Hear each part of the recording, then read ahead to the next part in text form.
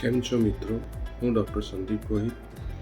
મારું ક્લિનિક થલતેજમાં ગુલાબ tower road પર આવેલું છે અને ક્લિનિકનું નામ છે Heer health care with homeopathic. આજના દિવસના સંદર્ભે વાત કરવાનો હેતુ એટલું જ કે આજે 10 એપ્રિલ અને હનીમેનજીનો બર્થડે. આપણે કેમ આ દિવસ ઉજવી રહ્યા છીએ? તો world homeopathic day 2023, allopath 2024, allopathic, homeopathic, Ayurvedic, naturopathy એ તમામ સારવાર પદ્ધતિઓ છે જ, પરંતુ દરેકનું પોતાનું મહત્ત્વ છે અને સૌથી વધારે પ્રચલિત એ જે એલોપેથી છે. પણ એલોપેથીની સામે અન્ય પેથીઓ પણ અસર ઓછી નથી. એલોપેથી એક ઝડપી કાર્યકારી ઉપચાર છે, તેથી વધુ લોકો તેનો ઉપયોગ કરે છે.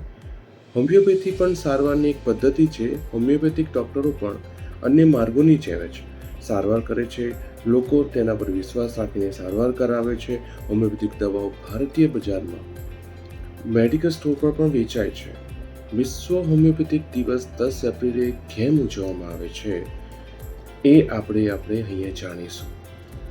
આ દિવસે ડૉક્ટર ક્રિશ્ચિયન ફ્રેડરિક સેમ્યુઅલ હનીમેનજીનો જન્મ જયંતિ છે.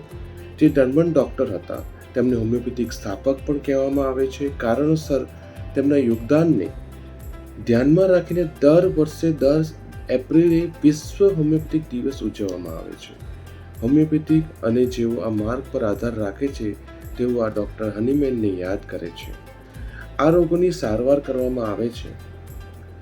એ કયા રોગ છે? તો બાળકોને લગતા રોગો, પ્રસૂતિ, સ્ત્રી રોગ, સાંધાના દુખાવા, માનસિક સ્વાસ્થ્ય સંબંધિત સમસ્યાઓ, લીવરને સંબંધિત સમસ્યાઓ, એસિડિટી, ચેપી રોગ સારવાર કરવામાં આવે છે. કોવિડ સમયગાળા દરમિયાન કેન્દ્રીય આયુષ મંત્રાલયે સારવાર માટે આર્સેનિક આલ્બનું સૂચન કર્યું હતું.